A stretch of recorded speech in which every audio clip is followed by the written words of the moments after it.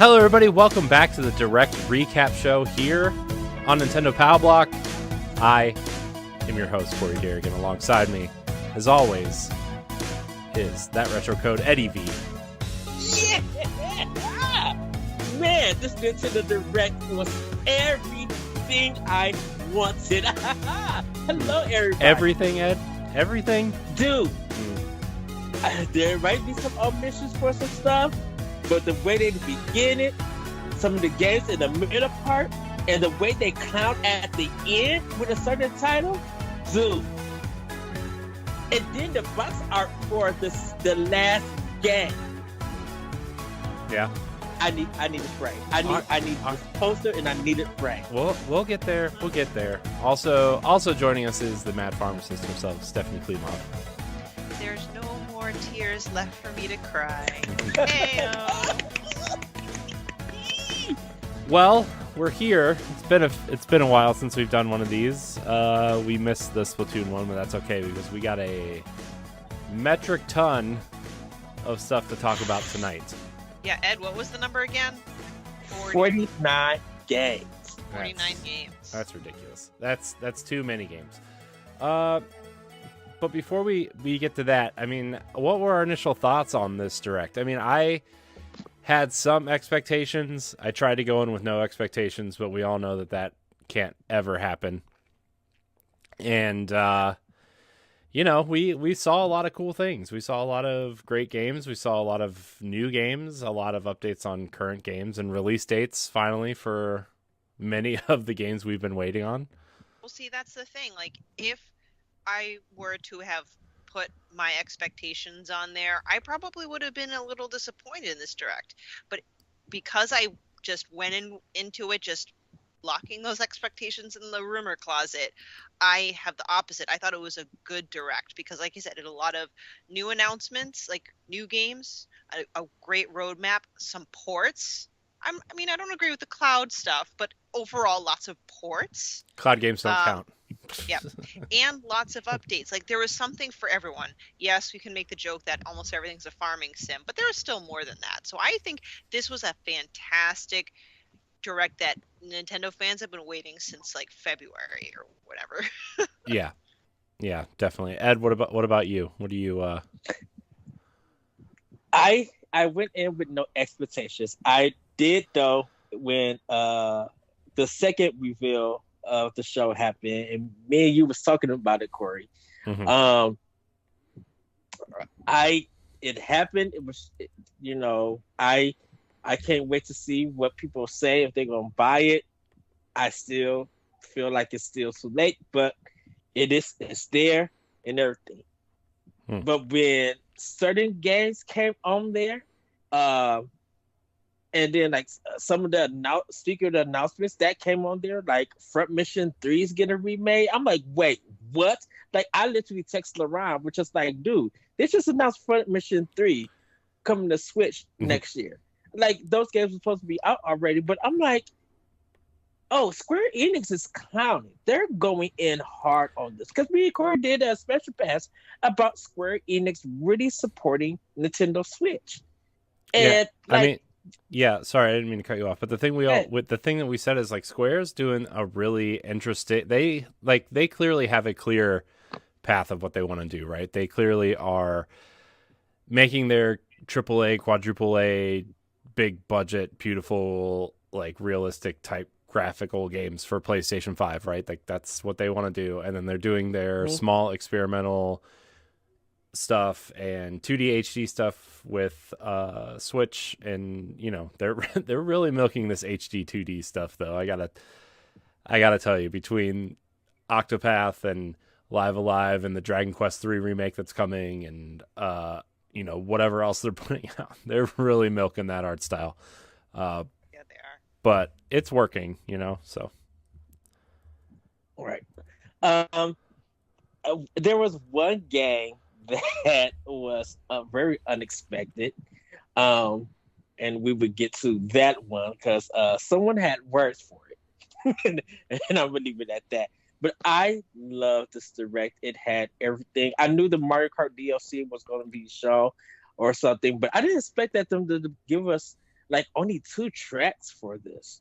Like the other times they talked about the waves, they gave us like all both tracks and everything, and they were just like, no, we're just gonna give you 2 and that's it. I'm like, wait, what?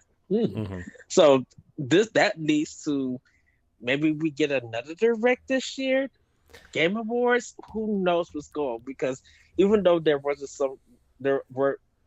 all the reveals yet, there's still some stuff coming through that we could wait for, and everybody. Yeah. Pikmin 4. We'll get there. Oh goodness, because I told everybody, just like brimming.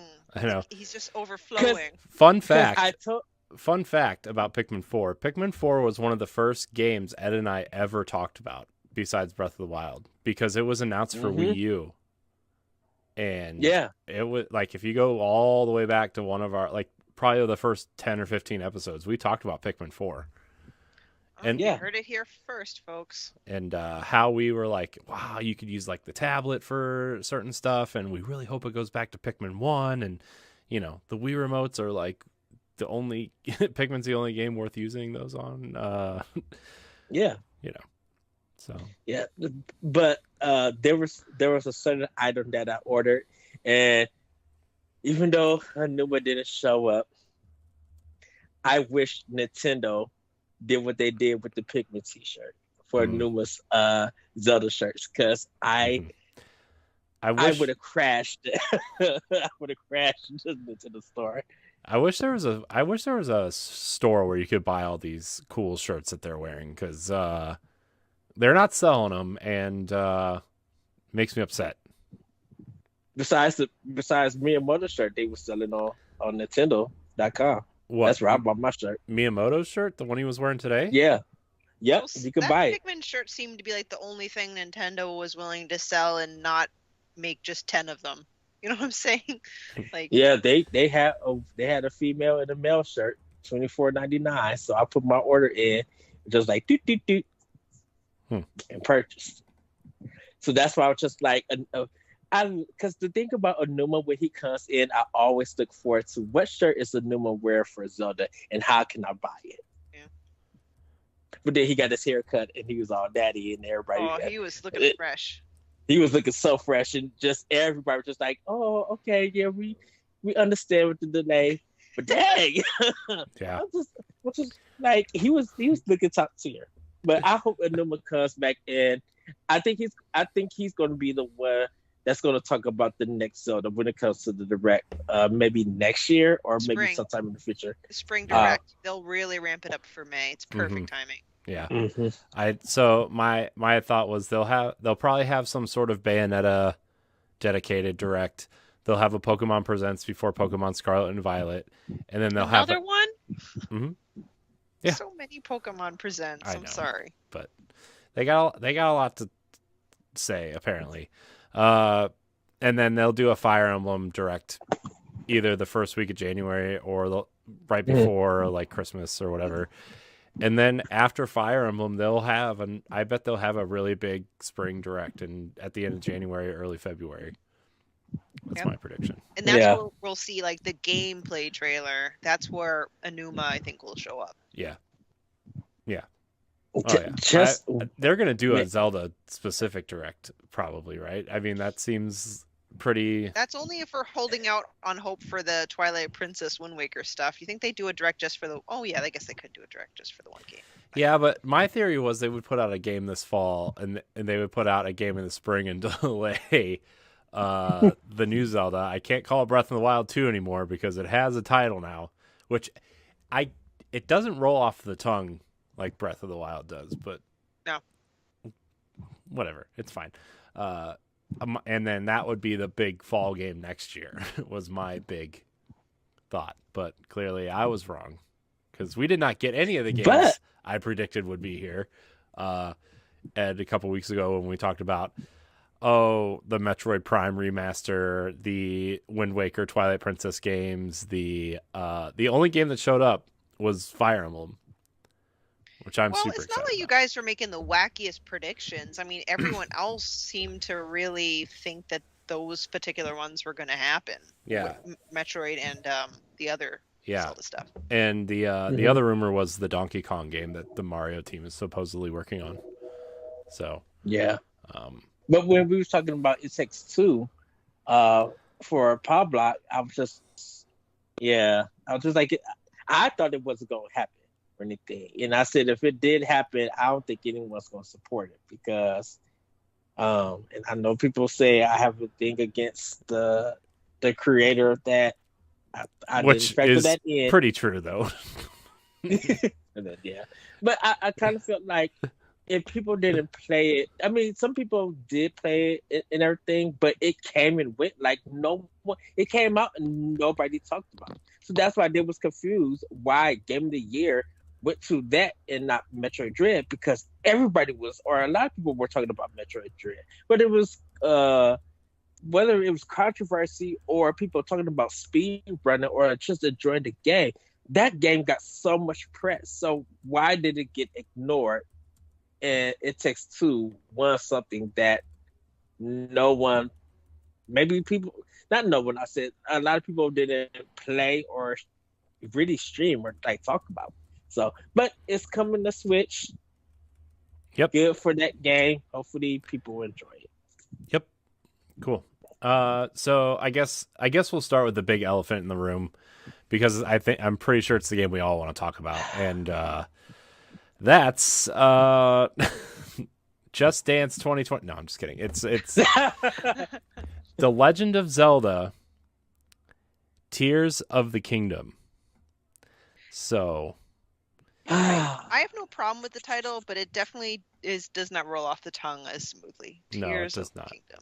No, it does not. not. What if it's Tears of the Kingdom? I know. My friend Emily texted me today. She's like, "Is it tears or tears?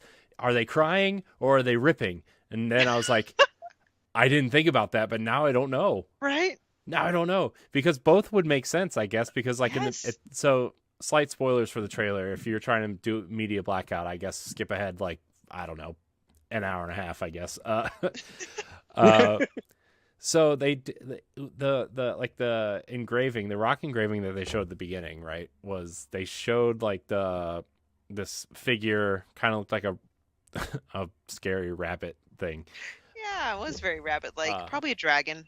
Yeah, but then they showed like a girl floating with her hair falling, right, which very emblematic of that first trailer where we saw Zelda fall, right? See, I thought that was Zelda 2. That was my first knee-jerk reaction. But then, what if that's also the mummified Ganondorf? Because he also had long hair, and he was horizontal. That's also fair. So, I mean, like, you could be crying, but then there's that whole, like, thing where they're tearing through reality maybe with time travel. I don't know, because there's clearly different Links in this game, or different forms of Link, or... You know, I still think time travel is a big part of this game. I think there's Ocarina, Twilight Princess, and Skyward Sword all wrapped up in this game somewhere. Yes. And, I mean, the Skyward Sword stuff is very clearly there. The Twilight Princess stuff is very clearly there. It's in the logo. I don't care what anybody says. It's there in the logo, right? And then, like, the time travel... Somebody save me. Stephanie, you're a huge Zelda fan. What were your thoughts of this trailer and the name and the date? Massive. Okay, so date, cool, fine with. So the trailer, in the beginning, it had the I don't know if it's a scroll or a rock carving, which was cool, but at the same time, I was thinking, oh, it's like Breath of the Wild when everything else was painted on scrolls. Okay, so maybe there's just a new lore or legend that they're introducing. Looks like some sort of deity, which is unfamiliar to us, because the only deities we know were like the three goddesses from like the Ocarina of Time and Hylia.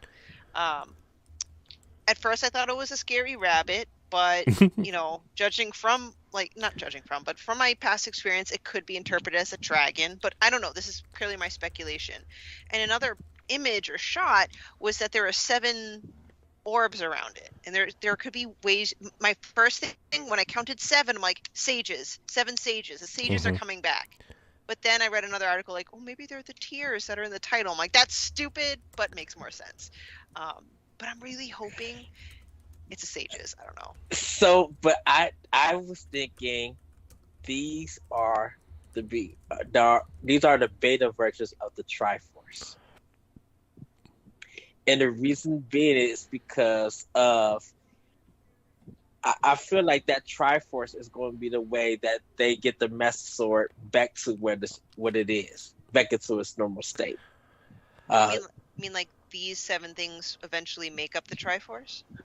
Yes, or these are the 7 pieces of the Triforce that this new civilization had, but no one knew about. Because I really think that in the sky, because it looks like they're introducing owls to play a big part in the Zelda game, in a sense, because it's the sky. So if there's another civilization that Zelda didn't know, Zelda and Link or Hyrule people didn't know, this is the time that they're going to find out about them. And what they have, it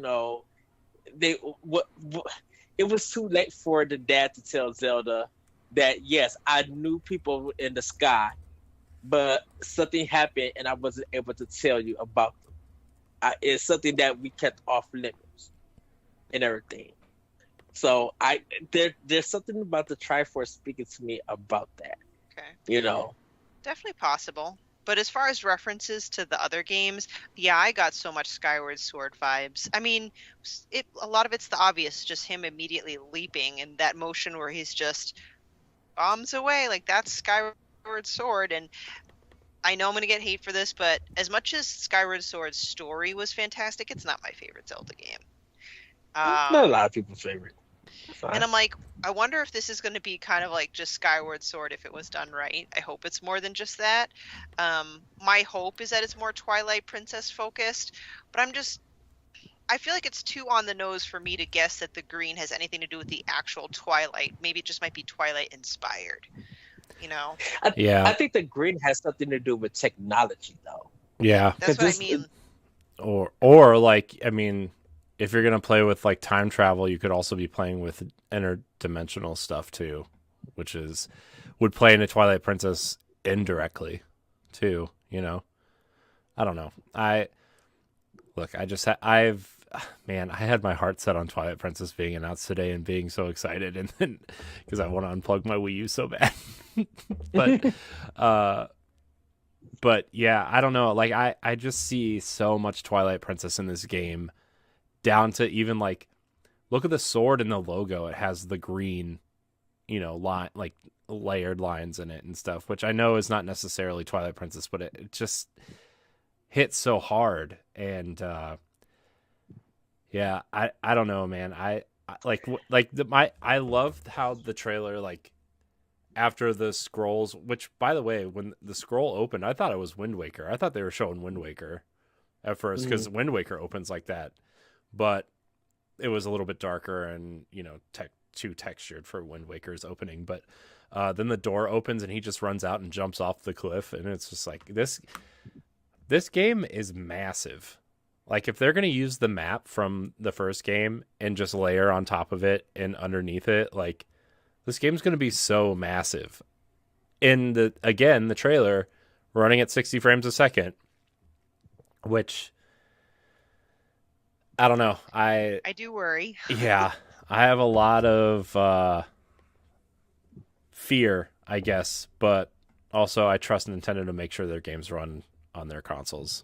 And since they're not developing for Wii U, like this is the only console they're developing for, theoretically, right now, unless we get some sort of revision in the spring. Like I was telling you, Corey, I'm like, Anuma talked to Monolith Soft.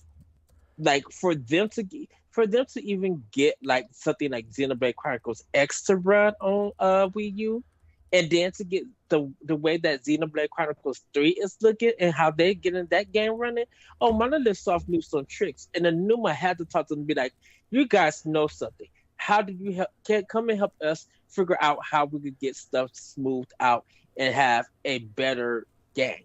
Yeah, like let's fix all the technical problems so that." Yeah, we do need some patches. It'll fix some stuff up, but we want to make sure that people have a smooth experience right out the gate. I Yeah, I hope that like, man, there's some areas in there where I'm like, man, you could go in there. There could be some sort of cave in there that you could just explore and find things in there. Mm-hmm. I really hope that when he like shoves those doors open that he's leaving a dungeon.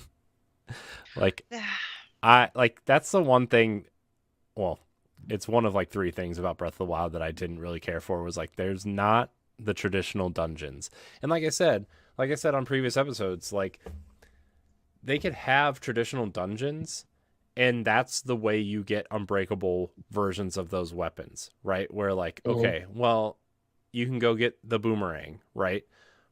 And you can find boomerangs in the world, no problem. But if you want the unbreakable one, you go into these dungeons, and maybe they're a little bit harder than like normal Zelda dungeons. But like, look at the reward you get, you know. Yeah. And I think that's a way they could do it without breaking the immersion of, hey, you can go do whatever you want, however you want, whenever you want, you know. So Yeah. But I will say this: when I take my fan hat off because I was screaming bloody murder during this entire thing. But now that it's over and things are settling, and I rewatch them, like technically there really isn't too much that we can get from it other than just additional speculation. It doesn't give me the same spine tingling feeling back when we saw that very famous trailer for the original, the Breath of the Wild, like where you got like a little bit of the story, like there's like we didn't see any more of the mummified Ganondorf quote unquote corpse. You know, we haven't seen any battles with enemies, if you've noticed. Like, I mean, we've seen the Bokoblins on top of the Talus, but I think that's it. Mm-hmm. Yeah. So there's just honestly still much more. And my only last thing, sorry, just one last thing. Oh. I love Breath of the Wild, but I'm afraid of games getting too big, and that includes Zelda. Sorry, go ahead, Ed. Well, I think them showing the enemies is going to play a part in more of the plot. So they're still hiding. Yes, we don't know who the actual mummy is, but we don't even know who is the new villains in this game. Mm-hmm. Because if we're going to introduce a new place like this, we're going to introduce some new villains. And I think Anuma and the team is just like, we still keeping things under wraps because we want to make sure that everything is just right and surprise everybody who and what they're going to fight. We want to introduce you to this new, the Yaga clan, or is it the Yiga clan or the Yiga clan? The Yiga clan. They may have evolved, so there might be someone who split off from the Yiga clan and created something else. So now that they're not tempted by bananas, they're tempted by something else. Yeah. So there's a lot of factors, and shoot, who knows the Lost Woods? Like, what has the Lost Woods transformed into as time passed? That's true, because I slowed down part of the trailer, and I think like Death Mountain's really effed up. Like, it's really not looking good. Yeah, well, that's what I was telling Ed earlier. Is like parts of this map, like if there's time travel involved, you're gonna get multiple versions of this map where like, oh, Death Mountain is decimated in this map, but when you go back, there's like a thriving Goron community. Or you go, you know, what if the Zora Palace is gone? Or, you know, where are the divine beasts on one of the maps? You don't, like, you know what I mean? Like, you don't know. Like, in the last trailer, we saw the castle lift off the ground. So what does that mean? And so Yeah. I'm with you, Stephanie. I hope this game is not extremely big. Like the Breath of the Wild was already massive, and I just hope that they, not that I'm not going to play this game because it looks amazing. Right, already, we're going to play no matter what. But I just want this. I hope they know what they're doing. I kind of do want it big, but if they're going to make it big, I want the rewards to mean something. I want the rewards to really like play a part in how I'm building my Link that I'm controlling. Like, it's the weapons that I get. Is it permanent? Is it like this is the only place that you can get this weapon? Is my outfit going to actually make sure that I take less damage, or maybe it helped me cook better or something? Is this version of if I put this gear on my version of Epona, is it going to help me in battles? Like, if I'm going to go out and search for this thing and put the story and everything to the side, I hope the rewards are worth it. Mm-hmm. You know, and Nintendo's going to be like, we don't want to do the Assassin's Creed nonsense. We want to make sure that we have an open world. Stay true to where if you go somewhere, you could go there, but you have to figure out how you're going to get there and how you're going to survive if you want that reward. They want to stay true to that, but they just want to open it a little bit bigger. Because if you're out in the sky, I feel like there's going to be some places in the sky that we don't know about that might contribute to something that the people of Hyrule didn't know that was there that could help them. So, Yep. Yeah. Tears of the Kingdom. I always have to think about it when I say it, because it's just like we've been calling it for Breath of the Wild 2 for so long. I think that some of us kind of hoped that it would be called that or some version of that. But yeah, The Legend of Zelda, Tears of the Kingdom, May 12th, 2023. One last question. Go ahead. You first, Ed. Can I say one last thing? No. So the first trailer, when Hyrule Castle got lifted up into the air, yep, I think that's why people call it. I think that's where the Tears of the Kingdom come from. I think people are crying for that castle because they can't reach that castle. That castle was hope, but that castle now might be full of death. And losing Zelda, losing the castle, losing this hope, whatever that castle meant to the people of Hyrule, they're crying for it. You know what I'm crying for? A playable Zelda. Where's she at? Yeah. You know what? Maybe. I'm still holding out a hope. I don't think it's likely, but sorry, one last speculation, because it literally has zero connection. It's just my brain trying to find a connection. Another screenshot of the scroll is they pan over and there's that same Zelda looking like character, like I can't do it, like with her arm like this and someone else's arm is like this. I'm like, what if that other person was like Link and you could like tag team? I know I'm totally reaching, but there's like that 10% chance she might be a playable character. 10%. I mean, there's a chance. Like, what if? Okay, new theory. So we already know that this is probably the middle point of a trilogy. Now I got the theory after y'all theory. No, listen. You just mentioned that. What if Link is trapped above ground and Zelda is trapped below ground, and you swap between them to explore the different areas of the game? Exactly. I can be on board with that. What if Zelda was supposed to marry Ganon? Oh no. Okay. Because hold on. Because the thing about it is because we don't see that person. Normally at a wedding, people swap cakes when they're married. So what if Zelda was supposed to marry somebody and something happened? What if that person was supposed to be Ganon? Gross. But it's possible. All right, so this is my last question for y'all for this. Do you think there's going to be any accessories that will be announced along with the game, like a new iteration of the OLED or controllers? There will be I bet there's a Pro Controller, I bet there's an OLED Switch, and I bet there is a line of Amiibo. And Joy-Cons. See, I think the Joy-Cons will be part of the OLED Switch. I think that's the only way you're going to be able to get them. Just like Splatoon. I think they'll probably sell some separate ones, because I feel like that green and the white might be playing off each other or something. Man, for the white to be the sky, the green to be the technology that's in it. You know, will they have gold trimmings or anything like that? That I would have to. I think once we get another reveal, like and we start seeing symbols and everything, I think that's going to probably be on the controller or something. Now, if I could get a white and gold Zelda Pro controller, the folks that we're going to have to fight to get one. I know a lot of people don't like white, but think about it: a white controller with whatever design that they want to put on it. Pro controller, folks gonna act a fool to go get that. Hey, it's possible. There's a Pro controller based off of the Ocarina of Time, and it's black and gold. So, anyway. Yeah, I'm look, if whatever accessories come out for this thing, I will do things for this that I don't know.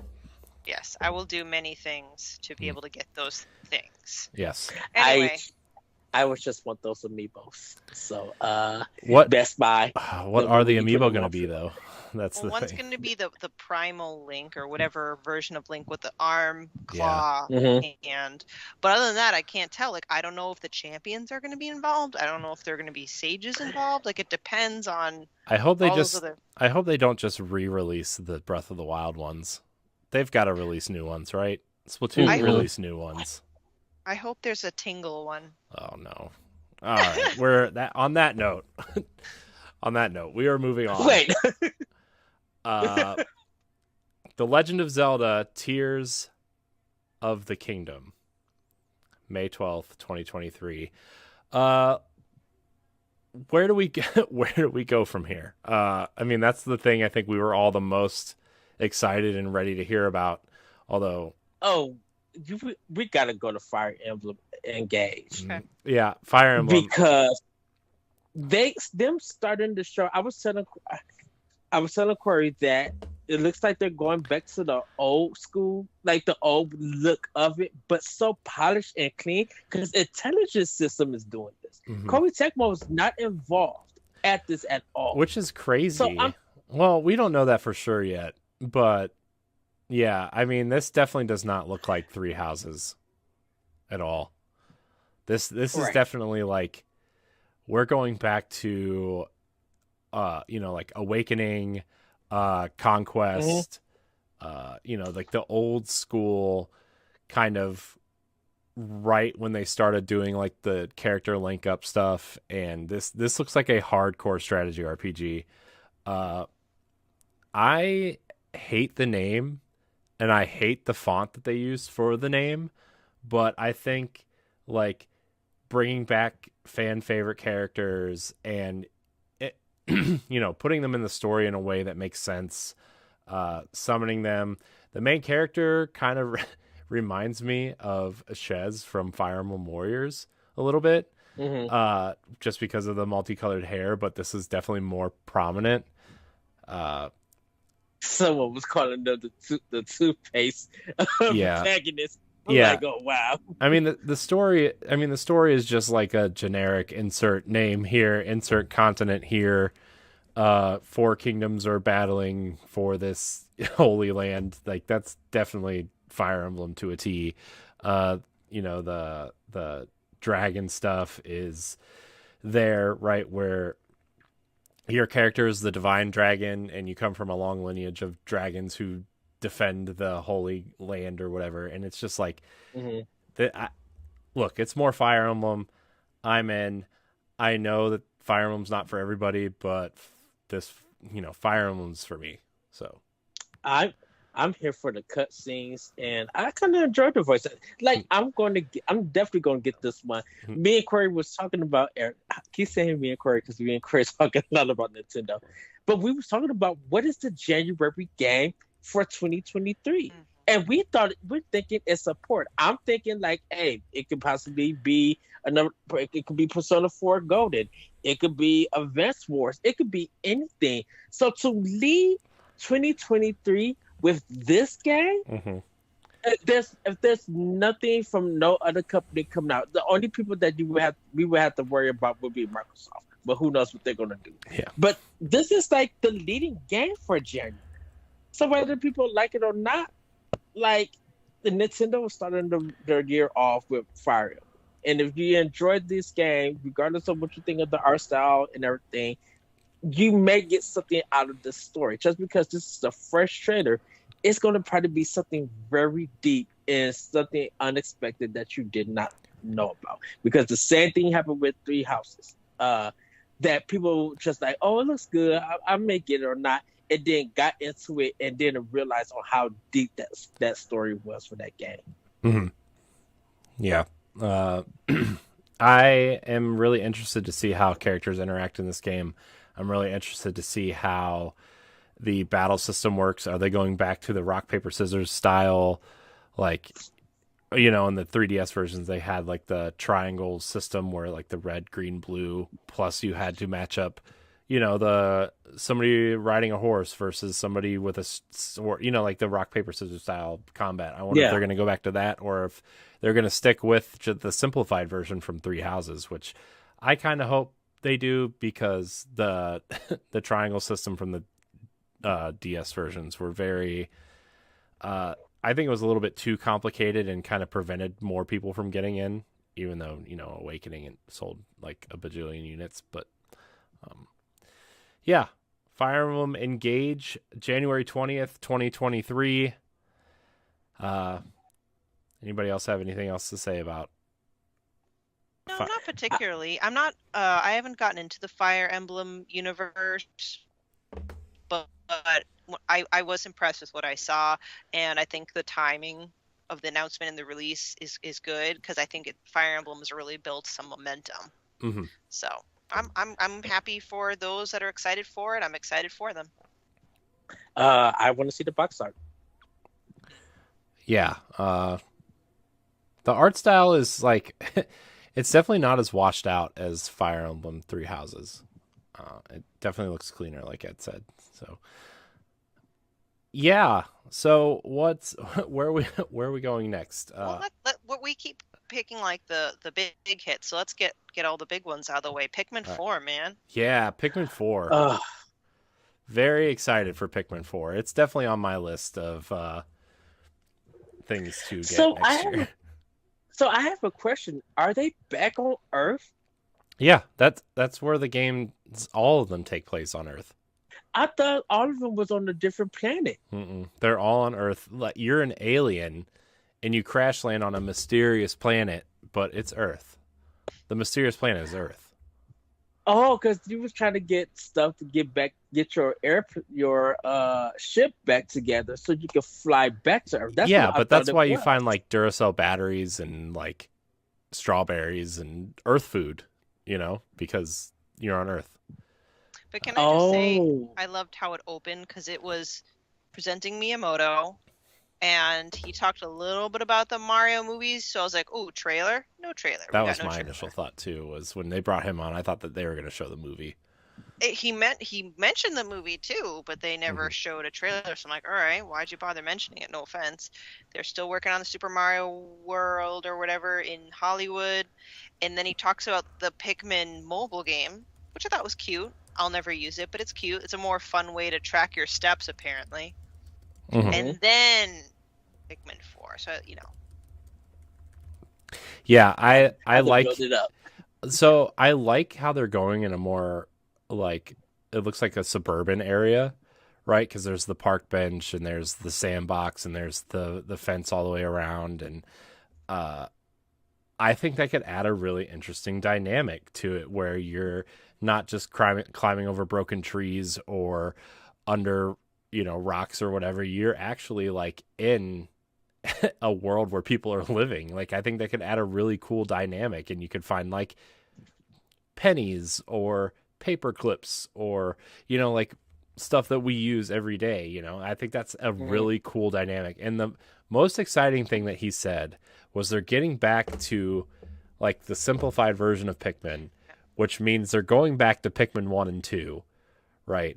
And then they're adding this, what they call it, a Pikmin, I forget what they called it, but like some sort of mode where you actually get lower to the ground, almost to the Pikmin's point of view. I think it's like over the shoulder, like third party, like Pikmin view, something like that. Yeah, and so that's super exciting. It's called the Pikmin deployment mechanic, which is suggesting that players will engage in a mode much closer to the ground, which is kind of an interesting take, because it's always been like this isometric kind of game that you can like turn the camera and face at different directions, but it's pretty isometric. So yeah, I feel like it'll be more immersive. Yeah, definitely. And I wonder if they're trying to, because Microsoft has Grounded, right? That kind of Honey I Shrunk the Kids style game. I wonder if they're going to try to aim at that crowd a little bit. Hey, is there Pikmin emoji? I mean, not emoji. Woo, amiibo. Yeah, there's two.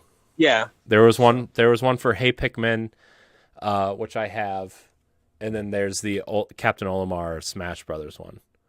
Okay. Yeah, maybe we'll see another one. Who knows? That'd be great. I hope it's not one of them big, ugly, ladybug on two legs sort of things. Oh, the main enemy. That thing is funny. I hate those things because I love them because we do throw 15 Pikmin on It's true. So funny. It's very true. I wonder if they're going to bring the rock. I wonder if they're going to bring the other three types back. The rock, that's what the poison, and what were the purple ones? I forget what the purple ones did. Oh, dang it! I bet they. I like. Part of me likes the pure. I think the purple ones were stronger ones. I think they was able to live because the white ones was the poisonous ones. Yeah, right? but they also had the rock Pikmin that were maybe they were better in battle. I don't know. Part of me just wants the pureness of the red, yellow, and blue ones. I kind of wonder if they're going to add more. Like, are we going to get an orange Pikmin? I bet they add more. I bet they retool more colors. I bet they retool the ones that are available already. Well, like the blue ones were the ones that went underwater, right? And then the red ones were the ones that could walk through fire. And I forget what the yellow ones did, but like they all have a specific purpose, which is cool, right? I hope they kind of retool some of them and kind of give a better direction of what each one does, because like that's why I didn't really care for 3 is because like you had 3 different pilots that you had to control, and each one had to have a specific team, and then you got into the Pikmin of like, oh well, they need more blue ones than red ones or whatever, and it got like really convoluted and too much. Yeah, it was too much, man. 3 was too much, so I hope they go back to the one. It's a beautiful game though. It is. It's one of the best looking Wii U games. It looks better than most of the Switch games too, to be honest with you. So if you haven't played Pikmin 3 Deluxe, look at some screenshots. Yeah.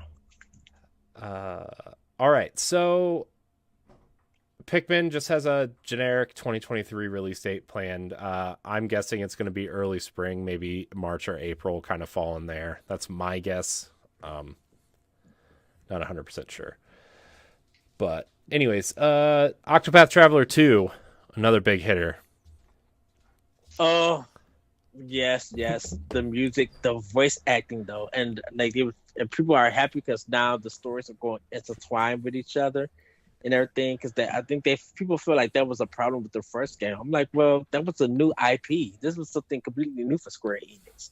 So, I can understand them making mistakes or seeing what they can improve. But yeah, I'm so excited for this game. Surprisingly, though, that it is coming to PC and PlayStation and not Xbox. Mm-hmm. Yeah, well, I mean, the first one still hasn't come to PlayStation, so right, which is weird to me. Right, because Xbox has the first one. I know. I wonder if it's one of those things where once it leaves Game Pass, it'll hit PlayStation. I bet these games come to PlayStation like almost at the same time. Because that 1 year. Sorry, go ahead, Ed. Oh no, I feel like Octopath Traveler 2 is probably coming to Xbox, but I just don't know when though. Yeah. I was just shocked that that they didn't announce it after and everything. Yeah. They also announced a collector's edition for this game too. So that's going to be really hard and fun to get if you guys want to try to get that.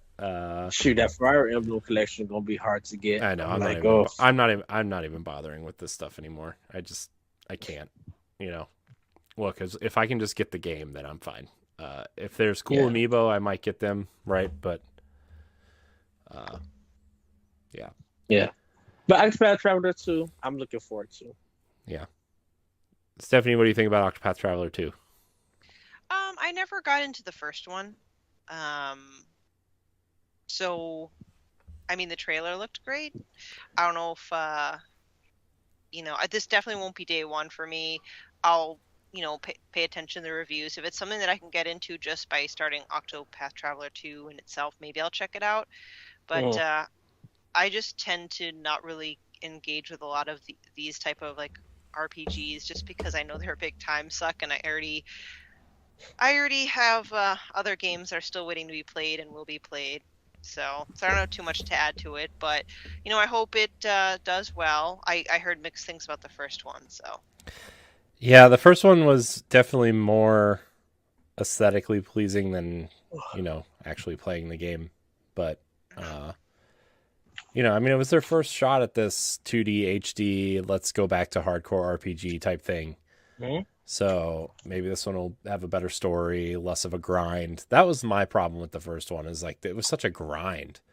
And I don't know if that was to extend the gameplay or whatever, but that game, Octopath Traveler 2, is coming out in February. So Nintendo's got a pretty big pretty big front quarter so far. Yep. Yeah. Cool. Yeah. So let's talk about this Nintendo 64 expansion pass update, because it's pretty major. One of which is GoldenEye 007 coming to the console with online play, which the Xbox version is not getting, by the way. I wonder what. Yeah, I wonder what happened with that. I don't know, but the Xbox version of this game does not have online multiplayer, which is a huge miss. That is a huge miss for Xbox. By the way, anybody who owns Rare Replay on Xbox also gets this game for free as a free update to that experience. So that's cool. But it is coming alongside Mario Party 1, 2, and 3. Yeah, Mario Party 1, 2, and 3, Excite Bike 64, 1080 snowboarding, Pilot Wing 64, Pokemon Stadium, and Pokemon Stadium 2, which that's quite a bit coming in the next, what they say, 6 months, I think they said. Yeah. 6 or 8 months. Cool. It's I'm glad that these games are coming. The N64 library is shaping up to be just like, man, I can just massive. Get rid of all my Nintendo 64 games. Yeah, I mean, part of me was like, again, depends on what our expectations are, or hopes and dreams versus reality, right? Like I was hoping maybe Game Boy Advance, or whatever. But just because they didn't show that doesn't mean it was a disappointment. The fact that they provided some substance to Nintendo Switch Online other than DLCs, is welcome. Very much so. Yeah, and I know GoldenEye is going to be a big deal for a lot of people. Yeah, that was like one of the first titles that I remember like people asking for, other than the ones that we've already gotten, like Ocarina of Time. So it was. I know for me it was just like GoldenEye 007 was the first person shooter for consoles. It's a Halo game. It took over. Yeah. So and that was like a really huge jump and everything. Do you think it's going to be an enjoyable experience though when people actually sit down to play this? No.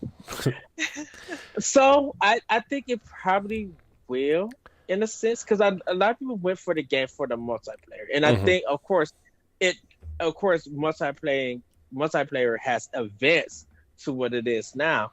But if people try to go in and think it's going to be like a Call of Duty experience, it's not. It's something that it was something at that time when analog sticks just wasn't a thing yet until the N64. So there was no way to think of how to play a first person shooter, because really, if you want to look at first person shooters for console, Doom or Super Nintendo happened and everything. Yeah, but this is way different than Doom on Super Nintendo, right? Yeah. I mean, because Doom 64 exists also, and that had nowhere near the capability of GoldenEye. My thing is though is with GoldenEye, this might actually be a case where you want to play it with the Pro Controller, because remember, if you plugged in 2 Nintendo 64 controllers, you could play the game like a dual stick shooter, right? but you had to have two Nintendo 64 controllers plugged in and play with them both, which was just not the way to play it. But, Yes. It worked, and I wonder, now I doubt it because it's Nintendo, but I wonder if they will somehow format the Switch Pro controller into thinking that you're playing with two joysticks from two separate controllers, and maybe it'll play like a normal shooter. Probably so. They're including online play for this. Yeah, maybe hold on. That's so misleading though, because there's online multiplayer for every Nintendo 64 game because all the emulators have. But I'm saying if they're reworking on that, they may be reworking some other things. So they may try. I'm just saying. I know, but I'm just saying when they said that had online multiplayer, my eyes rolled back into the back of my head so hard. Speaking of online multiplayer, Splatoon is getting its first Splatfest. So that's exciting. I think it's Deserted Island is the theme, and you could take Gears, Grub, or Fun were your choices. It's coming September 23rd through the 25th that weekend. So they're doing the three-way turf war for this Splatfest, which is cool. I think that three-way turf war thing is really interesting. Yeah, it definitely adds a new dynamic to that game. Have you guys been playing Splatoon at all? I feel like I haven't really talked to you guys about it at all. None. I played it yesterday for a bit. I'm going to be playing some more, like tomorrow and Thursday. And I've been enjoying it. We won our first multiplayer match and everything because I was just on the side coloring and everything. So I'm probably going to jump into a lot of more matches so I can get stronger and buy different weapons and everything. And everything. I've been playing it. Sorry. I've never played Splatoon, never had any interest. However, because my son has been playing Mario Kart nonstop, his main is Link, but now he's been checking out different characters, and now he's been using the Inkling girl, and he's been really sticking with her. And he goes, "Where's she from?" I'm like, "Well, it's from a game called Splatoon." "What's Splatoon?" So I explained it, and he thought it was so cool. So I showed him a trailer for Splatoon 3, and he's like, "Mommy, I want to play Splatoon." I'm like, "Well, we don't have that game, so chances are we might be playing Splatoon when it's his birthday in a couple weeks." Cool. I played the demo level, and I played one match, and I was like, man, Splatoon is still Splatoon. It's still Splatoon. Yeah, Not that. Yeah, for me. Oh, go ahead. I was like, for me, it would be interesting because I've never played the previous iteration, so for me, it's fresh and new. But like you said, Corey, I don't really know how much different it is from 1 and 2. Yeah, I mean, it's not. I mean, there's new weapons, right? And there's new gear that you can equip your Inkling with, and you can be the Octolings, and the Salmon Run mode is available all the time now. But overall, it's still that game that came out on Wii U 7 or 8 years ago. Which, don't get me wrong, not bad. If it's not broke, don't fix it. But the campaigns are actually really cool and fun. And the campaign in 3 is kind of you can kind of go to whatever level you want and complete it at your leisure, right? It's not you beat level 1 and you go to level 2 type thing, like the last couple. So that's cool. But by the way, if I had to pick a team of that trio, definitely Grub. It's all about the food, guys. Yeah. I think I'm going to go with Gear. Okay. Well, you're the odd man out, Ed. It's because Ed eats so much already. He's like, no, I'd pick Grub. Are you kidding? I want to eat. Yeah. Look, if you're going to be on a deserted island, I don't want to starve to death, okay? I want to. If I'm going to die, I'm going to die because I'm not equipped with the right equipment. I'm not. I'm starving. I don't want the sun to dry out my fruit or ruin it or something or get flies and stuff. I'd rather just I got some gear, so I got something to protect my skin. Okay. Okay. You know You put way too much thought into this. what?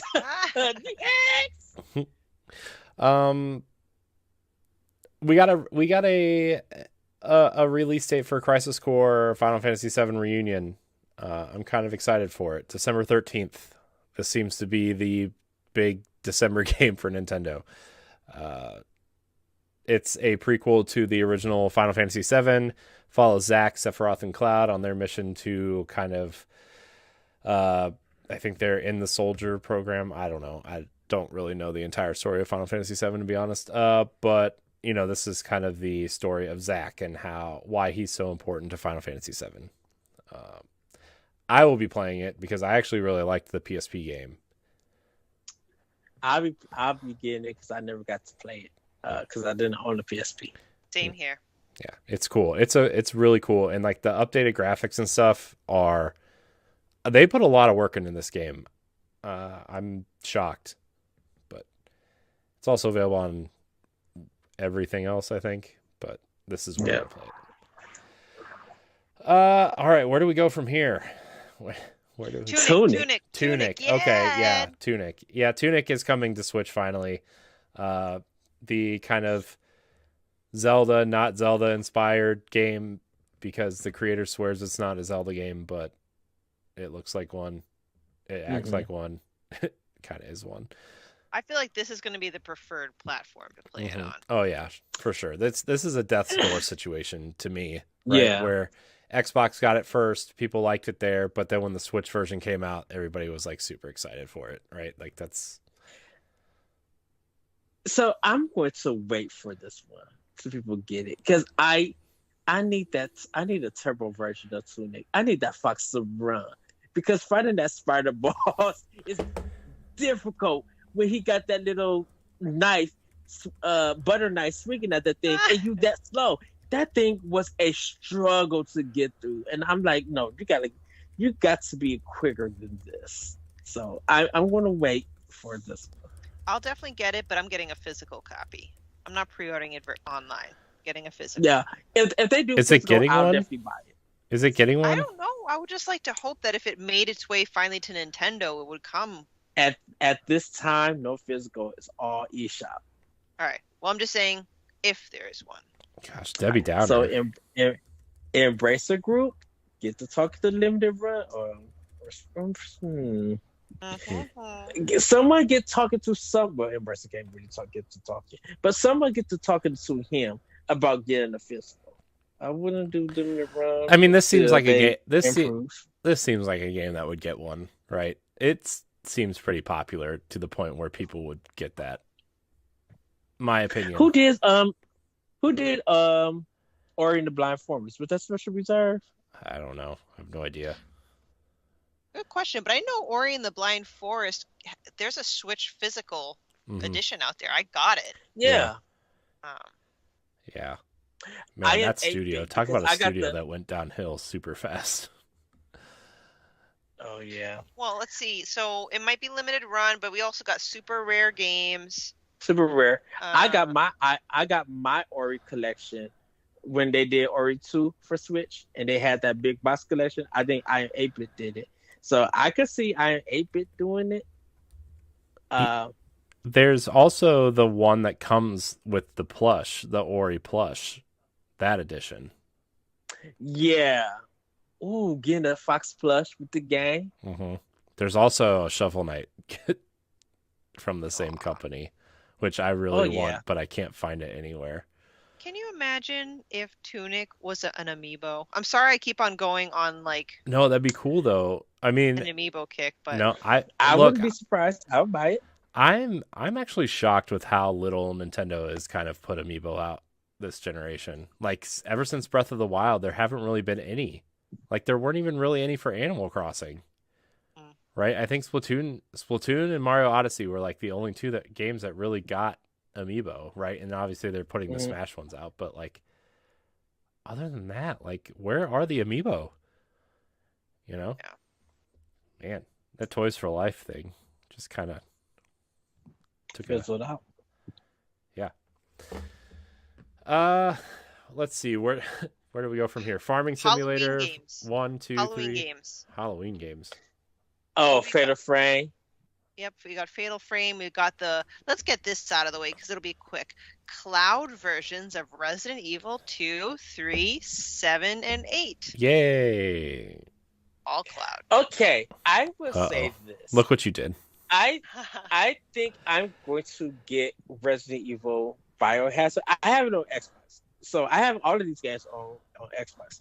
I think I'm going to pick up the cloud version because I don't know how Capcom's cloud version is.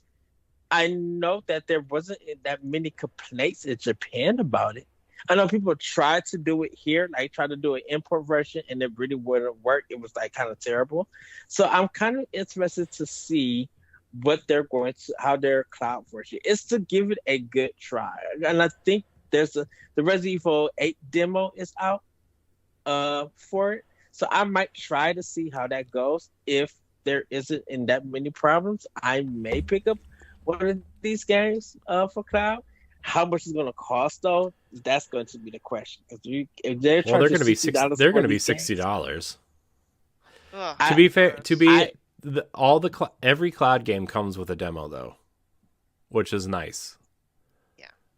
Okay. I played Control on Switch, and actually Control played really well until it didn't. Right? Like that. Yes. That was my big complaint. Was like Control played great until it didn't, and then it was like a disaster. So cloud gaming, everybody, just you've been warned, I guess. I think I would try. I think I'm gonna try Resident Evil 8 Village, and if I do decide to get some of this stuff on Switch, the Capcom is always doing the sale on these games every week or every 2 weeks. You'll get a Resident Evil game for like $5 or something. You'll be like, dang, did this game just come out? So I think if I enjoy it, I think I'll wait for a sale and pick it up for like $20 or $30. I'm shocked that they're doing it though. So yeah. Well. All right. How about some better Halloween games? Yeah, let's do that. Stephanie, what are you thinking about, Stephanie? Oh, I was just speaking. Well, I mean, there was Fatal Frame, but the big one, I guess, is Bayonetta 3. Not that right. I'm going hard on that, but that's a big title that they. Yeah, well, yeah. It's been announced already, but it's just a little bit more on it. Yeah. Ow, gosh. A nice was reminder. A gameplay trailer that they released after. I'll admit I didn't watch it, but I haven't watched it yet neither. The one that they released after. I forgot that they did that. Yeah, the gameplay. Yeah. Demo. It looks like Bayonetta. I don't know, man. I want to like Bayonetta, but every time I just see this one, I'm just like, I'm concerned. I'm very concerned. The scale of the game. Yeah. Let's have monsters fight each other. Let's ride monsters like rocket ships up buildings. I'm just very concerned. I'm concerned about Platinum in general because they just announced that Babylon's Fall was going offline in February. But this feels like a Hail Mary for Platinum, and I really hope it does well. I mean, I feel like it's going to do well because Bayonetta has a huge fan base and Switch has a huge install base, so I think it's going to do fine. But man, this game, man, it still looks rough. It looks rough.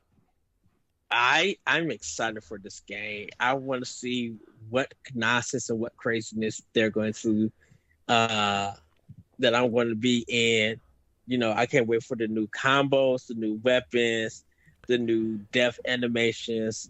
I'm excited for this game. And I think people are worried about it because of the color palette and everything. But I think you have to really kind of be into games like these to kind of appreciate it for what there is. Because if you got bored with Bayonetta 1, the Bayonetta 2 is not doing it for you or anything. Bayonetta 3 might not do anything for you. I think you really got to sit down and learn that game and everything. Because I think that's what people did with Bayonetta 2. Like they sat down and they learned it. And as comedic as Bayonetta 2 was, it was just strong throughout the whole ordeal of that game. Even till you got to the end and everything. So I'm excited to play this. I can't wait to be beating up on enemies and being cheeky, having fun, and doing the craziest combos, and then seeing what everybody else do for their combos with this game. So yeah, I mean, it's definitely going to be interesting. I hope it does well. I hope it does well. I'm just concerned, but yeah. Fatal Frame also, we didn't really talk about that. I don't really have any love for Fatal Frame. It does remind me, however, of Illbleed on Dreamcast every time I see a Fatal Frame game. But Ed, I know you're a Fatal Frame person. I never played Fatal Frame, but I am buying this one because this one was the Wii one that never came to America. And I'm kind of noticing something different, that Koei Tecmo is releasing a lot of these games, even though Nintendo has a stake in them. They're releasing these games like on other platforms. So I literally wonder if Nintendo is allowing this to happen because they do have some say so on where the games go, and they're probably just like, hey, put it out everywhere and let's collect the check from. Well, my thing is that I think Nintendo probably is funding the Switch ports, and depending on how much money they give them, depends on how long this game is a Nintendo exclusive, right? Like that's what it is to me. Because this game is coming up to PS5 and PS4 too, so that's what I'm just like, because the waters of the Black Maiden of Blackwater. Yeah, that one went to PlayStation and I think Xbox, and I'm just like, this is a Wii U exclusive. Nintendo's allowing it, but then when I think about it, Wonderful 101 went to everybody else also. Yeah, well, so maybe. Yeah. I don't know. I'm glad that this it's one of those series that you root for, I think, but I just never play because it's an interesting series, right? But yeah, so that's coming early 2023, I think they said. So there's a lot of other smaller games here. Are there any that stick out to you before we kind of start wrapping up? I know the front mission remakes are a big deal to a lot of people in our community. Yeah, Tales of Symphonia? Yeah, I was going to get there. Sorry. Oh, I was going to mention Theater Rhythm, Final Bar Line. I'm so happy they are bringing this to Switch. There's a Rhythm is the Final Fantasy game where you kind of do like you hit different buttons and directions to the music, making the beat. So they're going to have over in total with like Nier, Live and other games, over 500 songs in this. And the last time this game has been on the Nintendo platform was the 3DS. So I think this is like the definitive version that they're bringing this game over. I want to see how they're doing it. I don't know if it's going to be touch only or if it's going to be buttons. I got to see how they're going to do. They're going to do the gameplay. But this was something way unexpected for Square Enix to bring to the Switch.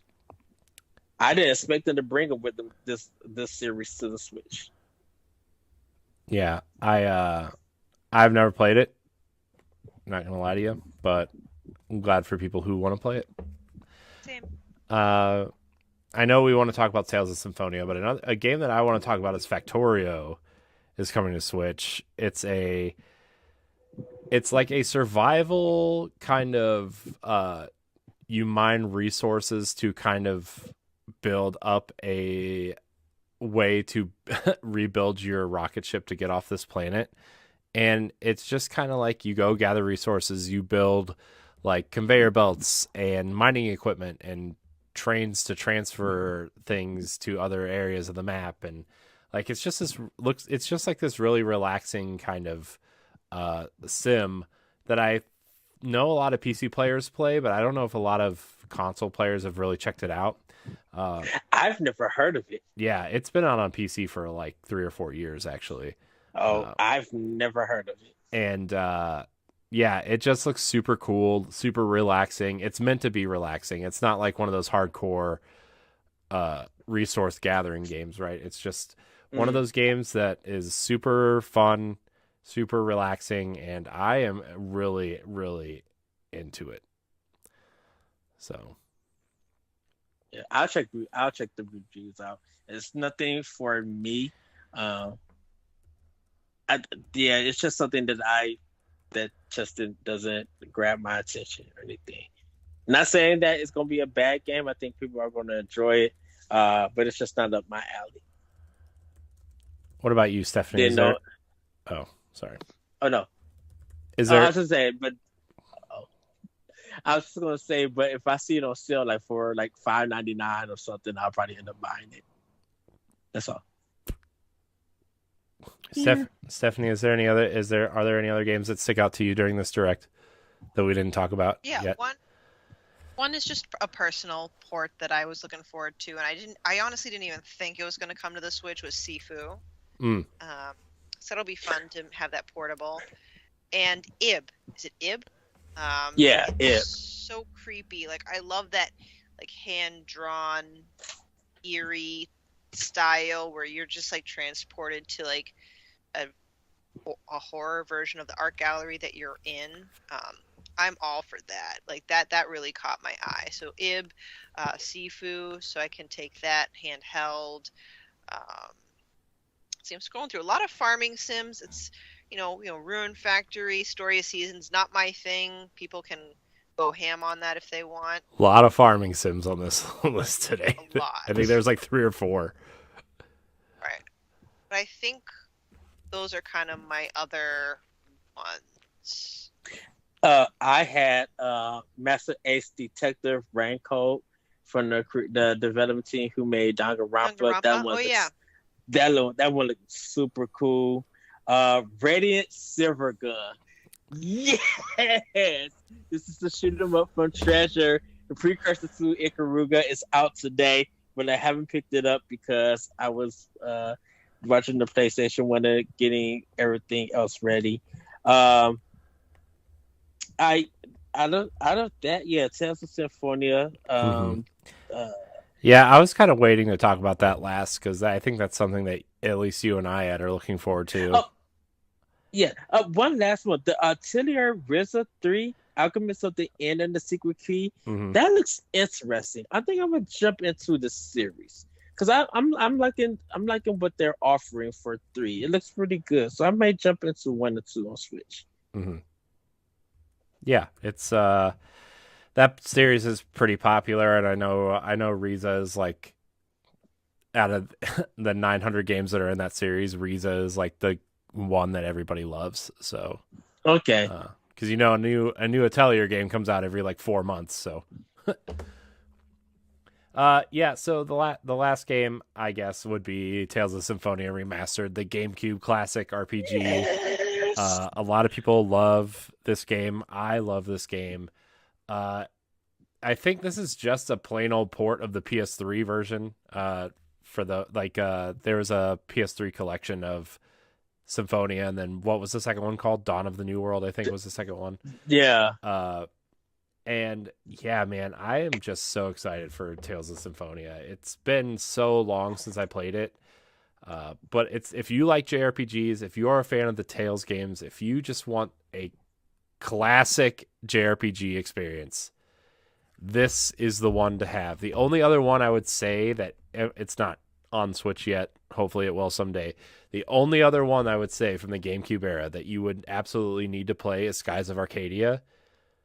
But the fact that we're getting Tales of Symphonia, everybody should be jumping up and down, right? It's just, love it. I hit up so many people on Twitter about that, and everybody's just like, yeah, not. But then the discussion of Tales of Grace's F, which came to PlayStation 3, which is also a great Tales game. Everybody now wants that on Switch. A lot of people want the Tales games to come on the Switch platform, but Tales of Symphonia, man, the story, the fighting, it really, it's really the game that got a lot of people into the series, and it's not hard to get into. I have a feeling they'll probably do multiplayer or co-op because it is a 4-player game, but you can pretty much play it by yourself. And learning the combo systems of everybody, man, you could spend close to 100 hours in this game if you want to get everything and dig in. Plus, it has cooking. So you can of course, cooking. So, yeah, man, I told Corey the story that I rented this game from Blockbuster, beat the game within 5 days, and then went and bought the game for my GameCube, so I can have it. It's an amazing game. I hope everybody gives it a shot. I hope they make a physical for this too, because that'll be one that I want. Heck yeah. I'm thinking of double dipping on this one just to have a backup copy for it, just in case anything happens. Yeah. Well, unless anybody wants to talk about anything else, I think we're going to wrap it here. For me, I think this was a very solid direct. I always look for like 3 or 4 things to be excited about in every direct. And if it hits 3 or 4 things for me, I think it's a success. I don't care what everybody else thinks, right? I know a lot of people were like mad on the internet today about it for some reason, but there's a lot in here for me specifically. I know we were all excited for a bunch of different things. So yeah, overall, I thought it was a good direct. I'm already excited for the next one. Yes. Just to let everybody know, there was also the Japanese version of the direct. I didn't put it in the recap, but they showed off more of Overwatch, Persona 5, and Dorima. So those were just the only 3 that was in there. Everything else was pretty much the same. With it, I was just really shocked that they showed Overwatch 2 in Japan and not here in America. Yeah, well, those characters will have some sort of fan base over there, I think. But also, the European version did not show Breath of the Wild at the end, or Tears of the Kingdom, because obviously the Queen passed away this past week, and Tears of the Kingdom is probably not the title you want to present a mourning country. So, little too on the nose. I know they did it in the afternoon forum, but they just removed it completely. Well, from it. Yeah, they removed it from the direct and just released it as a separate trailer. Okay, that I didn't know. I thought they were just going to do the direct a little bit later for it. Oh, didn't know. Yep. So, yeah, this has been the Direct Recap Show. I want to thank everybody for watching and or listening. Listen to Nintendo Power Block every Wednesday. You can check out Expansion Pass and various other things from Nintendo Power Block. Thank you, Ed. Thank you, Stephanie, for your time tonight, as always. We will catch you next time on the next Nintendo Direct Recap Show. Good night, everybody. Good night. Bye, everybody.